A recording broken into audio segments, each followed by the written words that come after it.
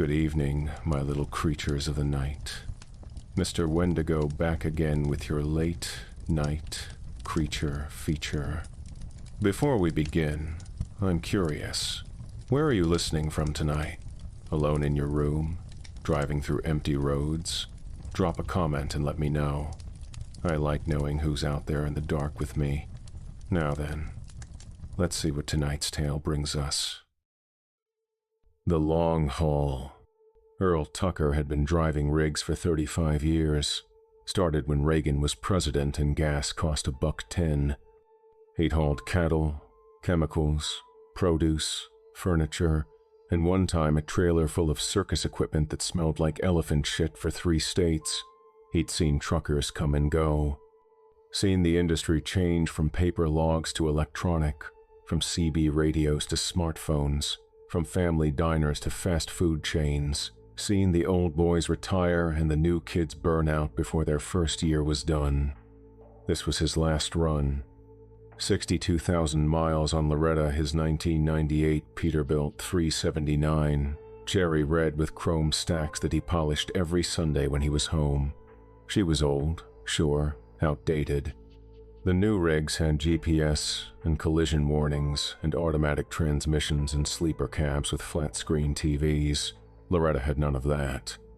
She had a stick shift that fought you on cold mornings, a CB radio with a cracked case, and a diesel engine that could pull 40 tons up a mountain grade without breaking a sweat. After tonight, she was going up for sale. Earl had talked to a dealer in Houston, guy named Martinez who specialized in classic trucks. Said he could get 30 grand for her, maybe 35 if the right buyer came along. Collectors liked the old petties, liked the chrome, the classic lines, the way they rumbled when you started them up. Earl had a place picked out in Galveston, little fishing shack his buddy Ray had found for him. Nothing fancy, 2 bedrooms, a kitchen that hadn't been updated since the Carter administration, a porch that faced east over the bay. The roof leaked when it rained hard, and the plumbing made noises like something was dying in the walls. But it was his. First thing he'd owned in his life that wasn't on wheels. His wife Linda had left him in 2003, 23 years of marriage, ended with papers delivered to a truck stop in Tulsa while he was hauling lumber through Oklahoma. She'd said she was tired of sleeping alone 5 nights out of 7. Said she'd married a ghost who showed up sometimes smelling like diesel and truck stop coffee. Said she wanted a husband, not a paycheck that came home twice a month smelling like the road. She wasn't wrong. That was the thing that kept him up nights. She wasn't wrong about any of it. His kids had grown up without him. Sarah was 32 now, had 2 kids of her own, Emma and Tyler. Earl had met them twice. Couldn't tell you their favorite colors or what grade they were in, or whether they played sports or instruments or neither. He'd sent birthday cards from truck stops in cities he couldn't remember. Made phone calls from rest areas with bad reception. Showed up for Christmas visits that felt like visiting strangers.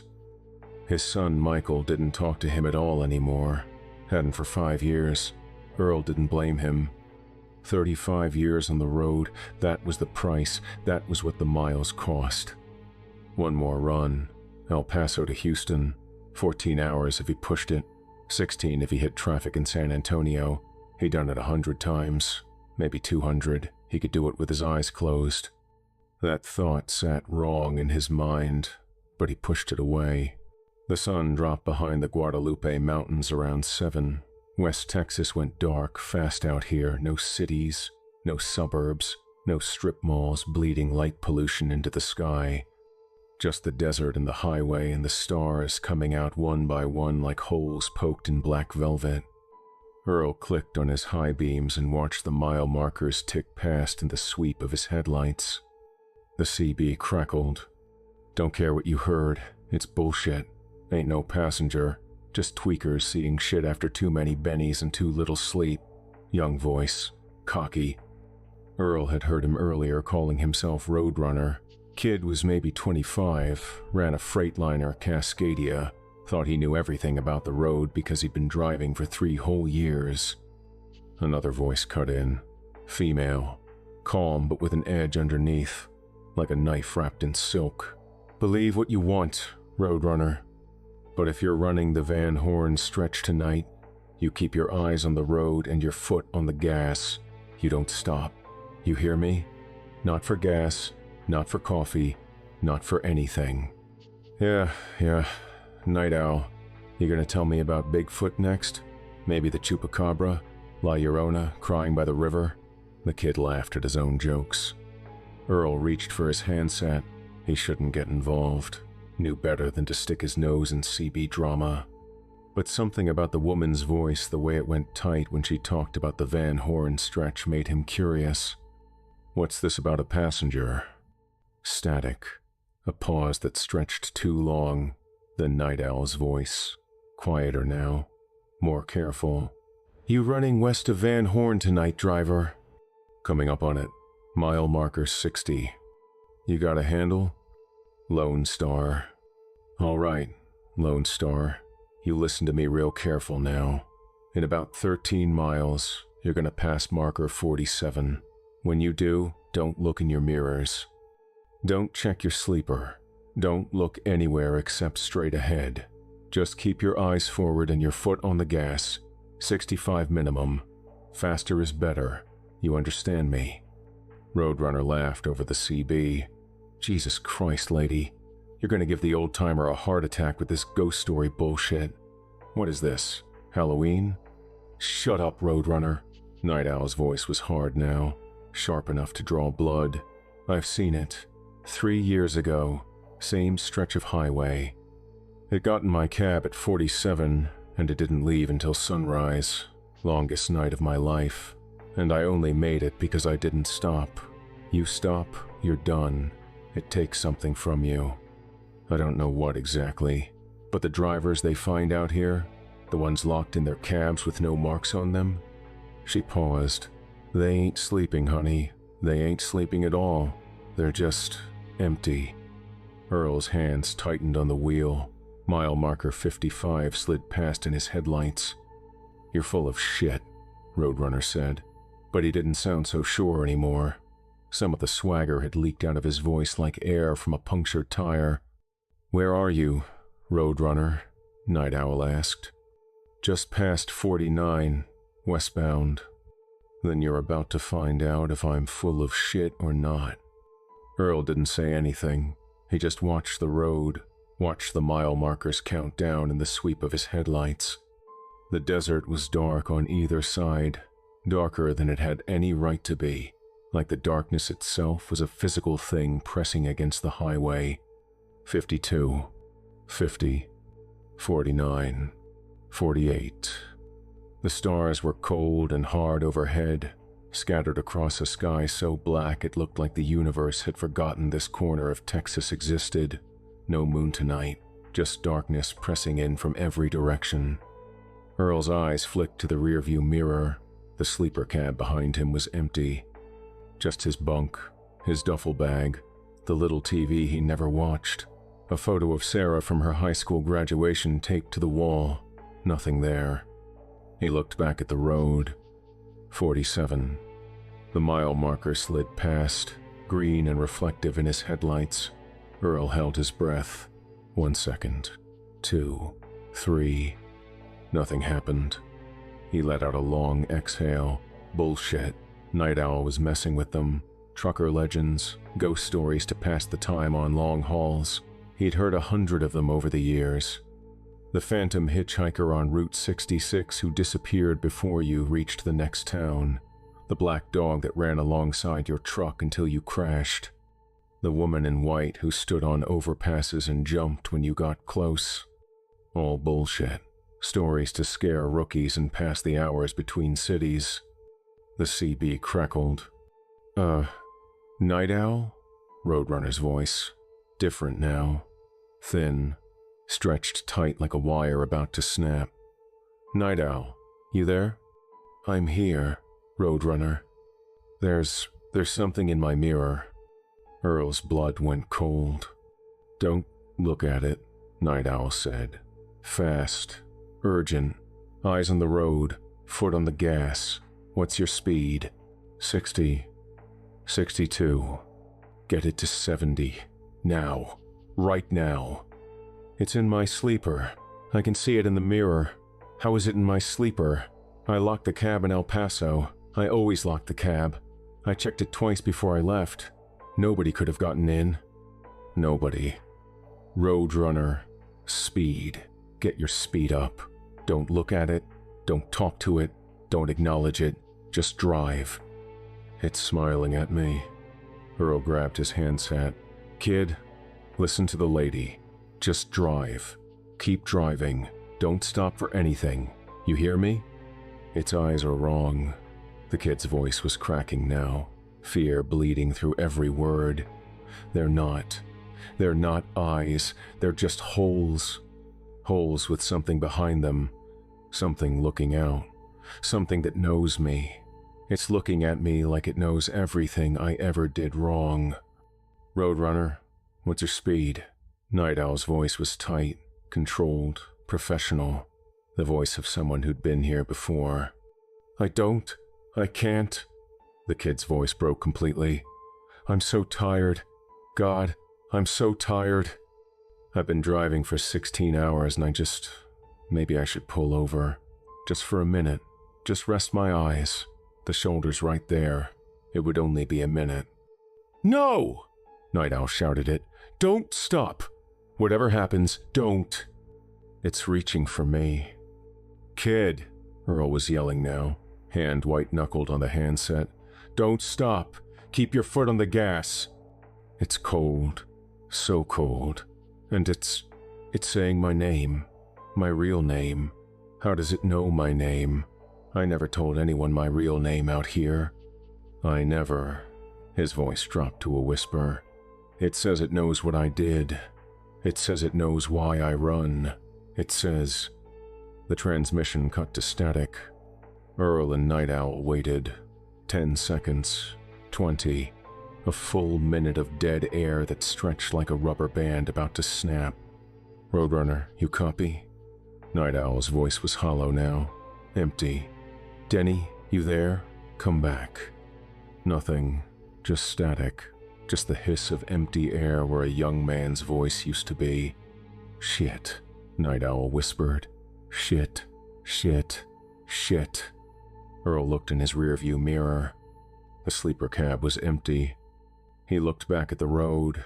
His heart was pounding so hard he could feel it in his temples. His hands were slick on the wheel. Mile marker 45 slid past. 44. 43. Night Owl. His voice sounded strange in his own ears, like someone else talking. What the hell just happened? A long pause. When she spoke again, her voice was tired, old, like she'd aged 20 years in the last 2 minutes. The passenger happened. Same thing that happens every few months out here. They'll find him tomorrow morning, parked on the shoulder somewhere between Van Horn and Fort Stockton. Doors locked from inside, engine still running. No signs of struggle, no marks on the body. And that look on his face, that goddamn smile that ain't his. What is it? What's the passenger? I don't know. Nobody knows for sure. It's been out here longer than the highway, longer than the trucks, maybe longer than the road itself. She paused. The old-timers at Marta's, that's the truck stop in Van Horn, they've got stories going back to the 50s, back to Route 90, before they built the Interstate. Back to when cowboys were driving cattle through this same stretch of nothing and finding each other dead in the saddle with no marks and no explanation. Earl's throat was dry. What do I do? You keep driving. You don't stop. Not for gas, not for food, not for anything. You drive until the sun comes up.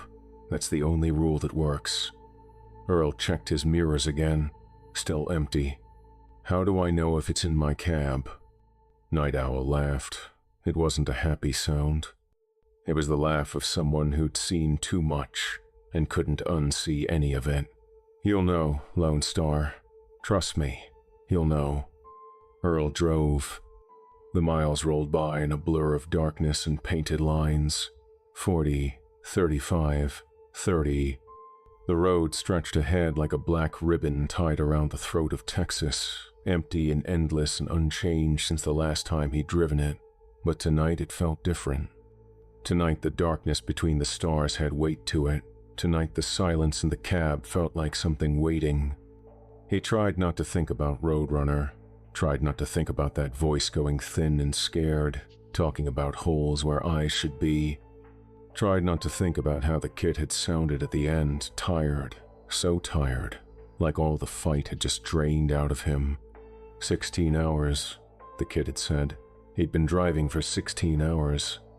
Earl checked his own math, left El Paso at 4 in the afternoon, 9 now, 5 hours down, 9 to go. He was fine. He wasn't tired. He'd driven longer stretches than this before, back in the 80s when the regulations were looser and the money was better. But he could feel something at the edge of his awareness, a heaviness behind his eyes, a drag in his limbs that hadn't been there an hour ago. The CB crackled. "Lone Star, you still with me?" Night Owl. Her voice was steadier now, but still careful, like someone talking to a man standing on a ledge. "I'm here." "Good. Keep talking to me. It helps. Keeps your mind sharp." "What's your 20? "About 40 miles ahead of you, eastbound. I'll be passing Van Horn in about 30 minutes. She paused. "I run this stretch twice a week.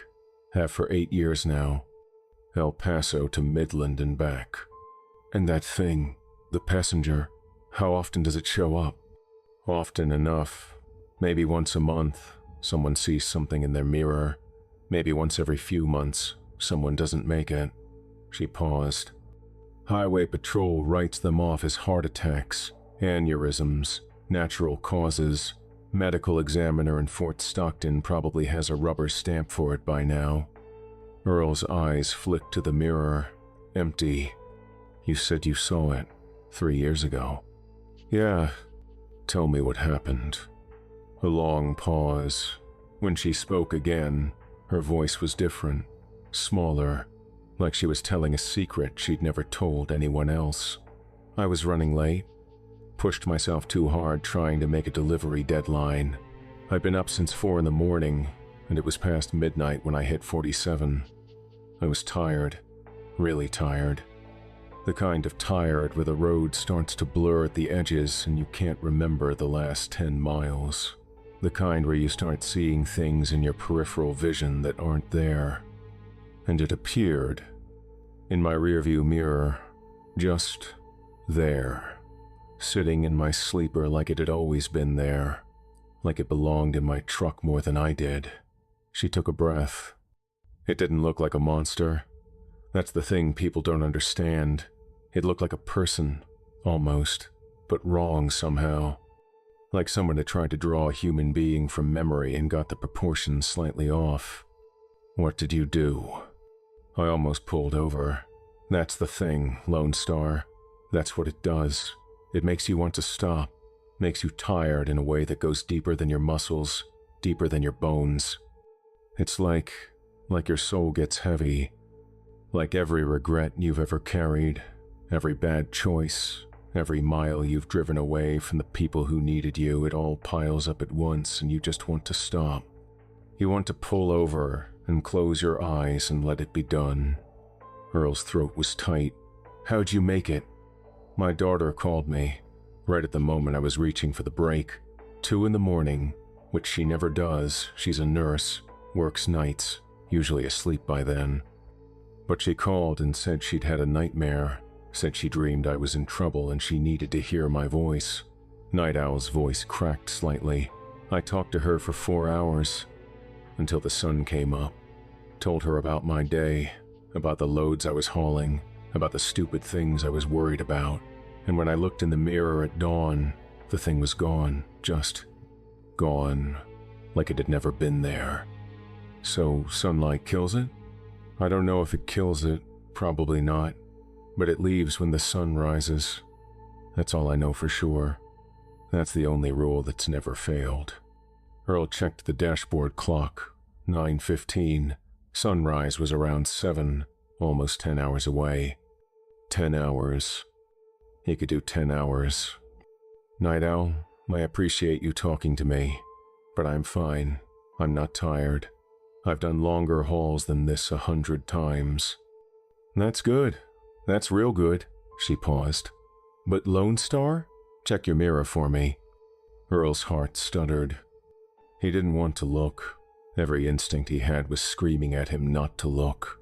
But his eyes moved on their own, flicking up to the rearview mirror, to the dark rectangle of the sleeper cab behind him. Empty. He let out a breath he didn't know he'd been holding. Nothing there. Good. Let's keep it that way. But even as she said it, Earl felt something, a prickle at the back of his neck, a coldness that didn't make sense. The heat was on, the cab was warm, but there it was. A chill that started at his spine and spread outward. He kept his eyes on the road, didn't look at the mirror again, didn't look over his shoulder. 68 miles per hour, mile marker 22. Something moved in the corner of his vision. Earl's hands clenched on the wheel so hard his knuckles went white. He didn't look, didn't turn his head. Just watched the road, watched the painted lines blur past, watched the darkness press against the windshield. In the passenger seat, something was sitting. He could see it in his peripheral vision, a shape, a figure, dark but not dark enough like it was eating the light around it, leaving a hole in the air where a person should be. It wasn't looking at him. Not yet, just sitting there, waiting, patient as stone. Night Owl. His voice was a whisper. It's here. Static. Then, very quietly, I know, baby. I know. Just keep driving. The passenger didn't move. Earl kept his eyes locked on the road, but he could feel it there beside him. A presence. A weight. The temperature in the cab had dropped at least 20 degrees in the space of a breath, and frost was forming on the inside of the window's thin feathers of ice creeping across the glass like fingers reaching for him. Tell me about your life, Lone Star. Night Owl's voice was calm, steady. The voice of someone who'd done this before and lived to tell about it. Tell me something real, something that matters to you. What? Talk to me. Tell me something true. Keep your mind here, in this moment, in this cab. Keep yourself grounded in who you are. Earl's mind raced. The shape in the passenger seat shifted slightly, a small movement, barely perceptible, but Earl felt it like an earthquake. He didn't look. I got a fishing shack, he said. His voice sounded strange, thin, like it was coming from somewhere far away. In Galveston, little place on the water. This is my last run. After tonight, I'm selling Loretta and I'm done forever. That sounds nice. Tell me more. It's got a porch, faces east over the bay. My buddy Ray found it for me, said I could watch the sunrise every morning if I wanted. Said I could drink beer at noon and nobody would say a damn thing about it. He was rambling now, words spilling out. The roof leaks, the plumbing shot, but it's mine. First thing I've ever owned that doesn't have wheels. You got family? Earl's throat tightened. A daughter, Sarah. She's 32 now. Got 2 kids I barely know. Emma and Tyler.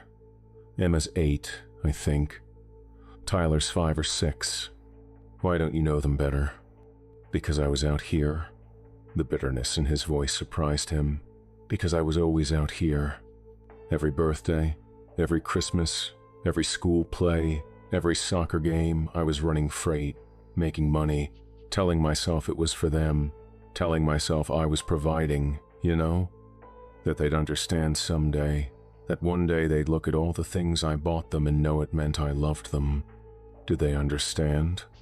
My wife left me in '03, said I loved the road more than her, said I was married to the truck, not to her. He laughed, and it came out broken.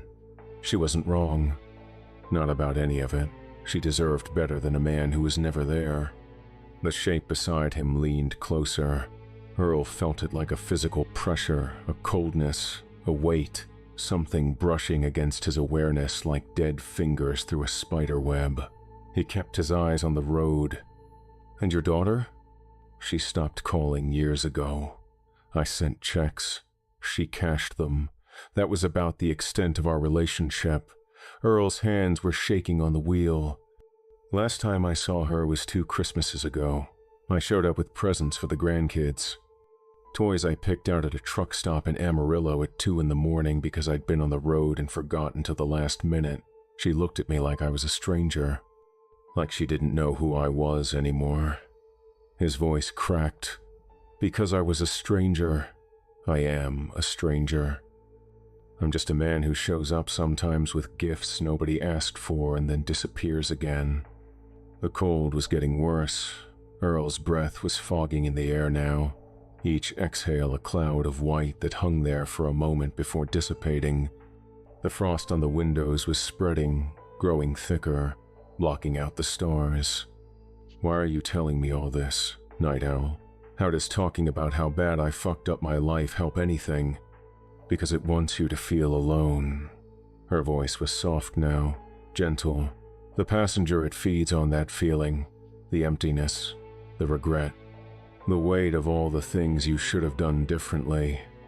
The more alone you feel, the stronger it gets, the more power it has over you. So what am I supposed to do? Remember that you're not alone. I'm here. I'm right here with you. On the same road, under the same stars. We're connected, Lone Star. You and me.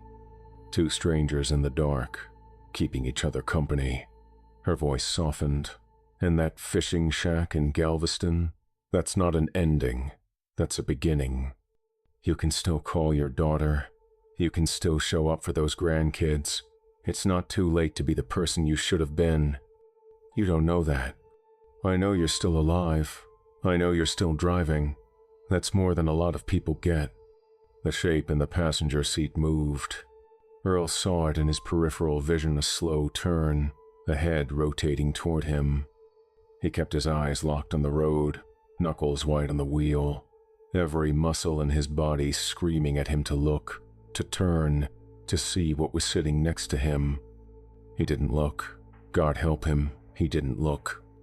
It's watching me, he whispered. I know. I can feel it in my head, looking at everything, every memory, every mistake, every time I chose the road over my family. Let it look. Don't fight it. Just keep driving. How the hell am I supposed to?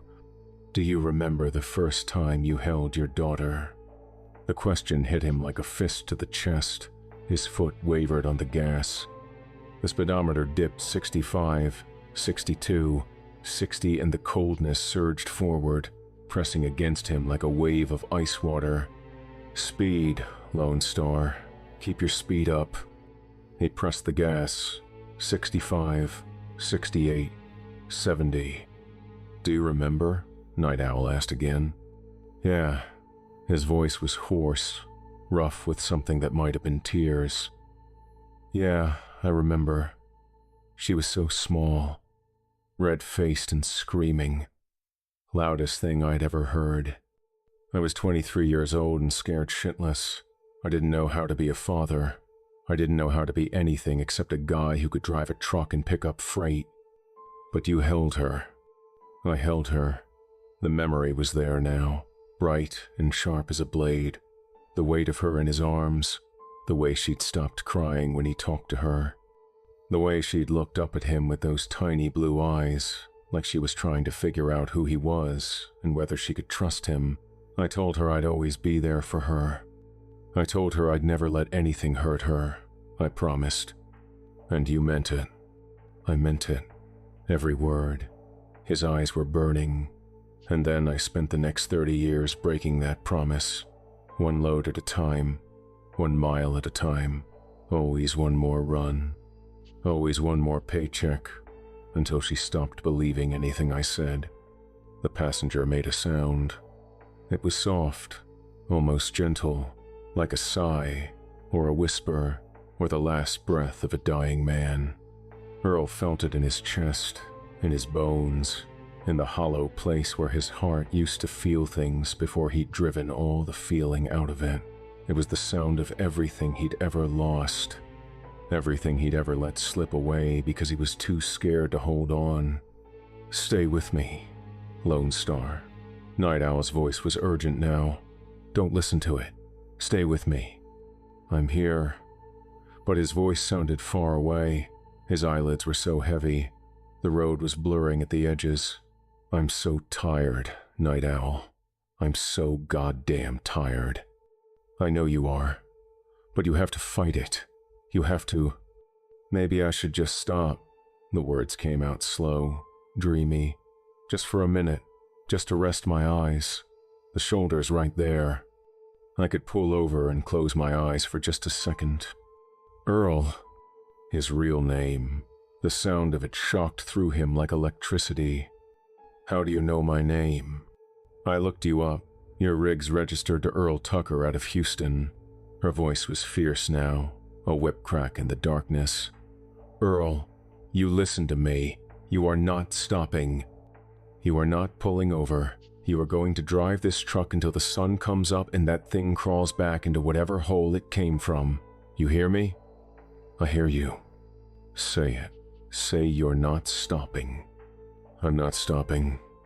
The passenger moved again, closer. Earl felt cold breath on his cheek. No, not breath. Something colder. Something that had never been alive enough to breathe. It was inches away now. He could feel it studying him, reading him, drinking in his despair like wine. "It's touching me," he whispered. "Night Owl. It's..." The CB went dead. Night Owl? Night Owl. Static. Nothing but static. Earl grabbed the handset, switched channels, tried again. "Anyone on this frequency? Anyone copy? This is Lone Star. I need..." Silence. Dead air. The radio was still on. He could see the power light glowing, but there was nothing coming through. No voices. No static. Just an absence of sound that felt deliberate, malicious. His phone. He grabbed it, thumbed the screen. No signal. The bars that had been there an hour ago were gone. He tried calling anyway, 911, Sarah, anyone, but every call failed before it could connect. He was alone. No, not alone. Never alone again. The thing in the passenger seat made sure of that. The passenger sat beside him, closer now, and Earl could see more of it in his peripheral vision. The shape of a person, but wrong in ways his brain couldn't quite process. Too thin, too long. Proportions that didn't add up to anything human. It was wearing something dark, a coat, or a suit, or maybe just darkness itself shaped like clothing, and its hands were resting on its knees. Long fingers. Too many joints. Nails that looked more like claws. It still hadn't spoken. It didn't need to. Earl could feel its presence in his head now, sifting through his memories like someone flipping through a photo album, looking at his failures, weighing his regrets, tasting his loneliness. Mile marker 10. He was almost to Van Horn. There was a truck stop there. Marta's open 24 hours. Coffee that tasted like diesel fuel and biscuits that could patch a tire, but it was civilization. Lights. People. The possibility that he wasn't losing his mind. He could stop. Just for a minute. Just to clear his head. No. Night Owl's voice echoed in his memory. You don't stop. Not for anything. But the truck stop was right there. He could see the lights in the distance. A warm glow on the horizon that promised safety and normalcy in everything the darkness outside was trying to take from him. The passenger's head turned toward the lights. Earl saw the movement, saw the shape consider the truck stop like a predator considering whether to chase a fleeing animal. And he understood. It wanted him to stop. The exhaustion, the weight, the crushing despair, it was all designed to make him stop, to make him pull over and give up and let it have whatever it wanted from him. That was how it fed. That was how it took them. Earl pressed the gas. 70, 75. but he didn't pass the truck stop. Instead, he pulled into the parking lot and stopped at the far edge, engine running, foot hovering over the gas. Through the diner window, he could see people, truckers at the counter, a waitress with gray hair moving between tables, a cook visible through the kitchen window. The passenger sat motionless beside him, waiting to see what he would do. Earl grabbed his phone. Still no signal, but the diner had a landline. He could see it on the wall behind the counter. He had the number memorized from 1,000 late-night calls ordering food. He dialed. "Marta's truck stop. This is Marta." "Marta, it's Earl Tucker. I'm in your parking lot right now. I need help." "Earl." A pause. "It's almost 10 at night. You want me to bring something out?" "No. Listen to me. I've got something in my cab. Something that got in at mile marker 47. I can't stop the engine. I can't get out. But I need to know, how do I survive until sunrise?" Silence on the line. When Marta spoke again, her voice had changed. The friendly waitress was gone. In her place was something older, harder, someone who'd seen things. "You're not the first one to call me with that story, Earl. And God help us, you won't be the last." She paused. "Keep that engine running. Keep that truck in gear. I'm coming outside." 2 minutes later, the diner's back door opened and a figure emerged. Marta was in her 70s, gray hair pulled back in a tight bun, wearing an apron stained with decades of grease and gravy. She'd been running this truck stop since before Earl started driving.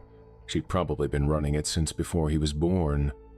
She stopped about 15 feet from his door, didn't come any closer.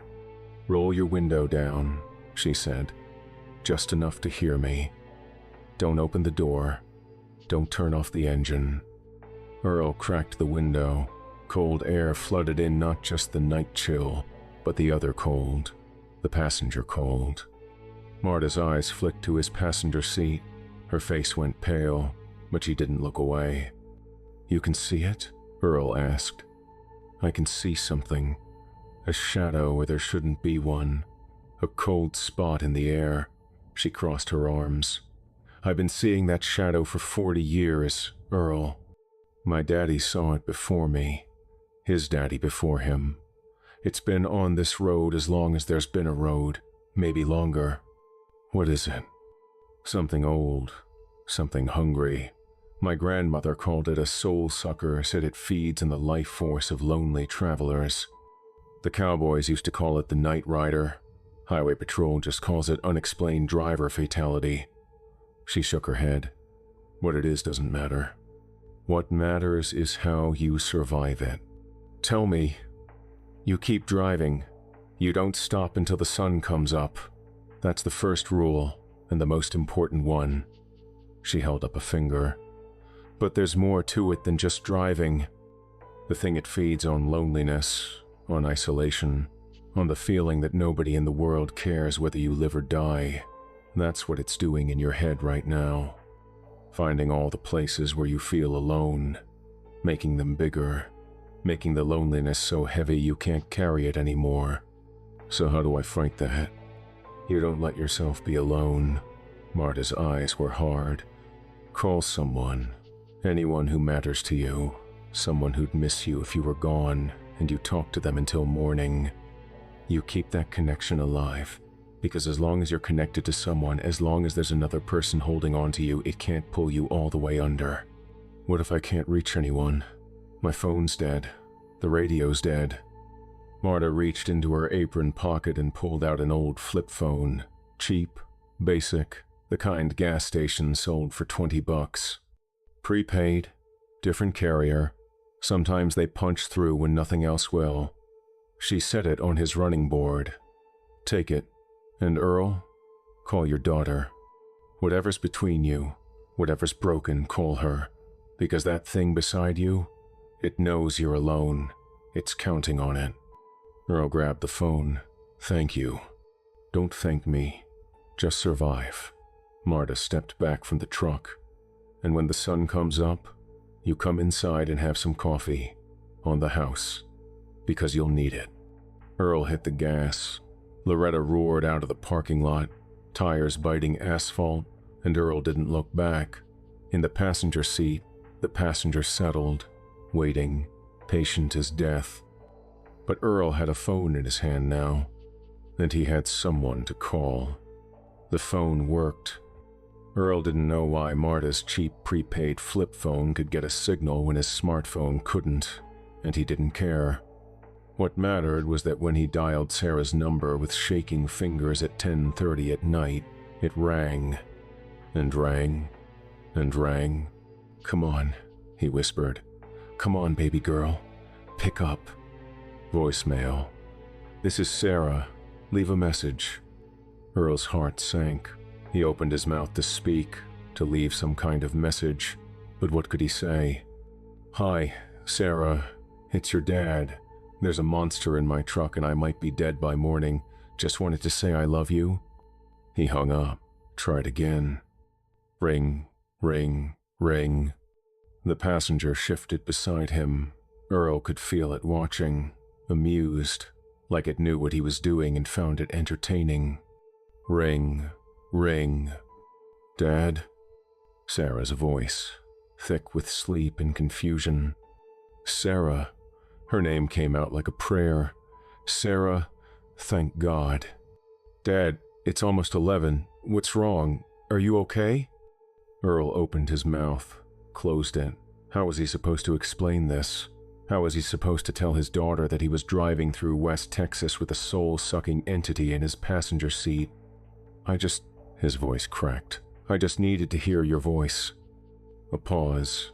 When Sarah spoke again, the sleep was gone from her voice. "Dad, what's going on? You sound scared."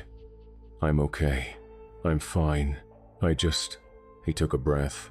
"I'm on a long haul, last one before I retire, and I got thinking about things. About you, about the kids, about all the years I wasn't there. Dad, I know I should have called during normal hours. I know I don't have any right to wake you up in the middle of the night, but I just needed to tell you that I'm sorry. For everything. For never being there. For choosing the road over you. For being a stranger instead of a father." Silence on the line. The passenger leaned closer. Earl could feel its interest sharpen, feel it drinking in his vulnerability like something sweet. "Dad, where are you right now?" "I-10. West of Van Horn, maybe 8 hours from Houston." "Are you okay to drive? You sound really strange." "I'm okay. I just need to hear your voice.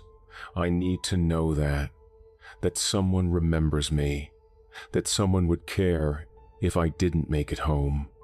"Dad, of course I'd care." Sarah's voice cracked. "You're my father. I know things have been hard between us. I know I've been angry, but I care. I'd always care."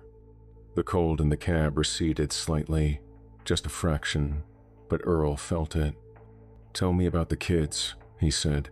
"Tell me about Emma and Tyler. I want to know everything about them. Now, it's the middle of the night. Please, Sarah, I need this. I need to hear about them." Another pause. Then, slowly, Sarah started talking about Emma's obsession with dinosaurs and how she wanted to be a paleontologist when she grew up.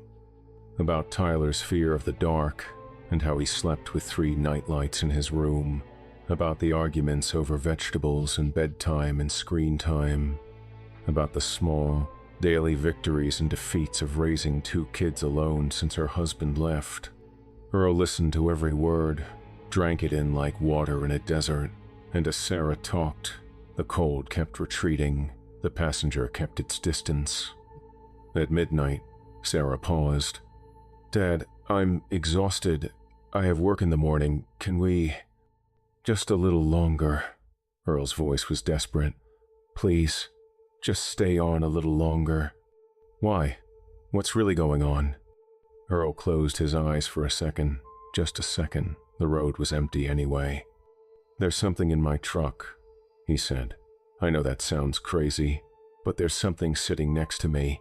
Something that got in at mile marker 47. And I can't stop. If I stop, it takes me. So I need you to stay on the phone with me until sunrise. That's the only thing that's keeping it back. You're the only thing that's keeping it back. Silence. Sarah? I'm here. Her voice was strange now. Careful. Dad, are you hallucinating? Have you been taking something? How long have you been awake? I'm not crazy, Sarah. I know how this sounds, but I need you to believe me, or at least I need you to stay on the phone whether you believe me or not. More silence. Earl could hear her breathing, could hear her thinking. Okay, she said finally. Okay, Dad, I'll stay on, but you have to promise me something. Anything. When you get to Houston, you're going straight to a hospital. You're going to let a doctor check you out. Because either there's really something wrong on that highway, or there's something wrong with you. Either way, you need help. Deal, I promise. Okay. He heard her settling in, heard a lamp click on. Okay, Dad. I'm here. I'm not going anywhere. The hours crawled past like wounded things. 1 in the morning, 2, 3. Sarah stayed on the line, talking when Earl needed her to talk, listening when he needed to talk himself. They covered everything, the divorce, the years of silence, the resentment she'd carried like a stone in her chest. And underneath it all, the love that had never quite died no matter how hard they'd both tried to kill it. The passenger sat beside Earl through all of it, silent, watching. Occasionally it would lean forward, testing, and Earl would grip the phone tighter and say Sarah's name and feel the cold retreat again. Tell me about the fishing shack, Sarah said around 3 in the morning. Her voice was ragged with exhaustion, but she hadn't hung up. The place in Galveston. It's small, Earl said. 2 bedrooms, porch faces east, roof leaks. Plumbing sounds like someone's dying in the walls, but you can see the bay from the bedroom window. You can watch the pelicans dive for fish. It sounds nice. I want you to see it. You and the kids. This summer, maybe, we could go fishing. I could teach Emma about the different species, teach Tyler to cast. He'd like that. Sarah's voice was soft. He asks about you sometimes. Why you're never around. I never know what to tell him. Tell him I was broken. Tell him I didn't know how to love people the right way, so I loved trucks and highways instead. Earl's throat was tight. But tell him I'm trying to learn. Tell him his grandpa's trying to be better. The eastern horizon was changing. Still dark, but different. A faint gray at the edge of the world where the stars were starting to fade. Dad, is that… Almost, Earl said. Almost. The passenger made a sound. Low, frustrated. The first sound it had made in hours. Earl felt it shift, felt its attention sharpen, felt it make one last desperate push. And suddenly he was tired. More tired than he'd ever been in his life. His eyelids weighed 1,000 pounds. The road was blurring, fading, disappearing into a gray fog. His foot was lifting off the gas. His hands were slipping on the wheel. So tired, he mumbled. Sarah, I'm so tired. Dad. Her voice was sharp, panicked. Dad, stay awake. Stay with me. Can't. Just need to rest. Just for a second. Earl Tucker, you wake up right now. The sound of his full name snapped something in him. His eyes flew open. His foot slammed back on the gas. The truck lurched forward, speedometer climbing. I'm awake, he gasped. I'm awake. I'm here. Don't you dare do that to me. Sarah was crying now. Don't you dare. You promised you'd come home. You promised. I know. I'm sorry. The first ray of sunlight broke over the horizon. It spilled across the desert like honey, warm and golden, turning the scrubland from black to brown to amber. It touched the windshield of Loretta and filled the cab with light. The passenger screamed. It was a sound from nightmares, 100 voices howling at once, rage and hunger and something that might have been fear. Earl felt it tear at his mind, felt claws rake across his thoughts, felt something cold and vicious fight to hold on. And then it was gone. Just like that. One moment the presence was there, suffocating, endless, and then the light touched it and it simply wasn't anymore. Earl pulled off the highway. He couldn't help it, his body was shaking too hard to drive. He stopped on the shoulder, put Loretta in park, and sat there as the sun climbed higher and the desert came alive with color and heat. "Dad?" Sarah's voice, small and scared. "Dad, are you okay?" "Yeah." His voice came out as a croak. "Yeah, baby girl. I'm okay." It's gone. The sun came up and it's gone. Sarah started crying again. Relief this time. Pure, clean relief. "You scared the hell out of me," she said between sobs. "You scared me so bad." "I know. I'm sorry." Earl leaned his head back against the seat. His eyes were burning. His whole body felt hollow. "I love you, Sarah. I know I never said it enough. I know I never showed it right. But I love you. I've always loved you." "I love you too, Dad. Please come home, please." "I will. I promise. I'm coming home." Earl Tucker pulled into Galveston 2 days later. He'd stopped in Houston, first kept his promise, went to a hospital, let them check him out. The doctors found nothing wrong except exhaustion and dehydration. They gave him fluids, told him to rest, and sent him on his way with a pamphlet about the dangers of driving while fatigued. He didn't try to explain what had really happened. Some things you couldn't put in medical terms. The fishing shack was exactly as Ray had described it, small, weathered. The porch sagged in the middle, and the screen door hung crooked on its hinges. But the view of the bay was everything Earl had hoped for, and when he sat on that porch the first morning and watched the sun come up over the water, he felt something he hadn't felt in 35 years. Peace. Sarah came down that weekend with the kids. Emma was exactly as he'd pictured her, red-haired and curious, asking a million questions about everything. Tyler was quieter, more watchful, but he'd held Earl's hand while they walked on the beach, and that had meant more than Earl could say. They went fishing. They ate seafood. They talked, really talked about the past and the future and all the things they'd been too scared to say for too long. It wasn't perfect.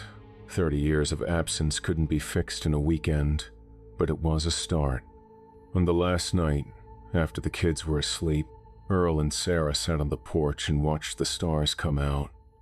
"I keep thinking about what you said," Sarah told him. "On the phone, about the thing in your truck. You don't have to believe it. I know how it sounds. The thing is, Dad, I do believe it. I don't know why. I shouldn't. It sounds crazy. But I had this dream, right before I called you. I dreamed you were in trouble. I dreamed something was trying to take you away and you needed me." She shivered. "I've never had a dream that vivid in my life. Maybe that's what saved me. Maybe knowing someone cared, really cared, was enough to keep it back. Is it gone? That thing?" Earl looked out at the dark water of the bay. "I don't know. Probably not. Probably it's still out there, on that highway, waiting for the next lonely driver to pass through." He paused. "But it's not my problem anymore. I'm not on the road anymore. I'm here. I'm staying." Sarah reached over and took his hand. Her fingers were warm, alive. "Good," she said. "Because the kids need their grandpa, and I need my dad." Earl squeezed her hand. "I'm here, baby girl. I'm not going anywhere." 2 weeks later, Earl was sitting on his porch at sunset when his phone buzzed. A text from an unknown number. He opened it. No message. Just a picture, a rearview mirror shot from a truck cab. And there in the mirror, in the darkness of the sleeper behind the photographer, something was sitting there, smiling. Caption: mile marker 47. Any advice? Earl stared at the screen for a long moment. Then he typed, "Don't stop. Call someone who loves you. Keep talking until sunrise. It feeds on loneliness. Don't give it what it wants." He hit send. A minute later, "Thank you. I have someone to call." Earl put the phone down and watched the last light fade over Galveston Bay. Somewhere out there, on a highway he hoped he'd never see again, someone was fighting the same fight he'd fought. He hoped they made it. And he hoped, when the sun came up, they'd finally understand what he'd learned the hard way, that the loneliest thing in the world wasn't an empty road or a dark highway or even a monster in your passenger seat. It was a life spent running from the people who mattered. Earl finished his beer and went inside to make dinner. Sarah was coming down again this weekend, and Tyler had asked if they could go crabbing. He had pots to buy, bait to get, a life to live. The road could take care of itself. The truckers who run I-10 through West Texas have been telling stories about the passenger for as long as there's been an interstate to run. They call it different things. The shadow, the rider, the thing at 47. Some of the old-timers just call it El Pasajero and refuse to say more. But the stories all have the same shape, something that appears in your mirror late at night, something that makes you want to stop, something that takes people and leaves their bodies behind wearing smiles that don't belong to them. The stories go back before the highway, before the trucks. Old ranchers tell tales of cowboys found dead in the saddle along the cattle trails. No marks on them, just that same wrong smile.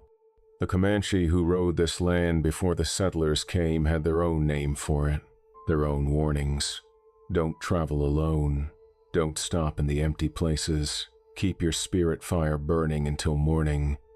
The Texas Highway Patrol doesn't track unexplained driver fatalities as a category, but the veterans know the pattern. Every few months, someone is found parked on the shoulder between Van Horn and Fort Stockton, doors locked, no cause of death, smiling. They write it off as natural causes: heart attacks, aneurysms, exhaustion. But the truckers know better. If you're ever driving through West Texas late at night and you feel something cold settle into the seat beside you, here's what the old-timers say: don't stop, don't look, don't listen to the voice that tells you to give up. Call someone who loves you, talk until the sun comes up, because the passenger feeds on loneliness, and the only defense against loneliness is connection. The road is long, the night is dark, but you don't have to drive it alone. That's the one thing the passenger can never take from you, unless you let it. Well, boys and ghouls, that wraps up another terrorific tale from the vault. Aw, poor Earl. Boo-hoo, cry me a river. 35 years on the road, one last run before retirement, and what does he get? A night-long ride with something that feeds on regret and loneliness. But wait, he made it? He actually made it? Well, I suppose even Mr. Wendigo has to let one slip through the cracks now and then. Can't have them all dying. Where's the fun in that? But here's the thing, kiddies. Earl might have survived the passenger. He might have made it to that little fishing shack in Galveston. But somewhere out there, right now, on that empty stretch of I-10 between El Paso and Van Horn, someone else is driving through the dark. Someone else is checking their mirrors. Someone else is feeling that cold settle in beside them. And not everyone has a daughter who calls at 2 in the morning. Just how we love it. If this story crawled under your skin the right way, hit that subscribe button. New creature features drop every single day at 8 p.m. Central, and trust me, tomorrow's even nastier. Leave a like if you'll never look at your rearview mirror the same way again, and drop a comment you ever drive through West Texas late at night. You ever feel like something was sitting next to you that shouldn't have been there? I'm always hunting for the next nightmare. Remember, the loneliest stretch of highway in America doesn't have to be lonely. But if you find yourself at mile marker 47 with no one to call, well, the passenger's always looking for company. Until next time, kiddies, keep your foot on the gas and your eyes on the road. This has been your Late Night Creature Feature. I'm Mr. Wendigo, and the road is always hungry.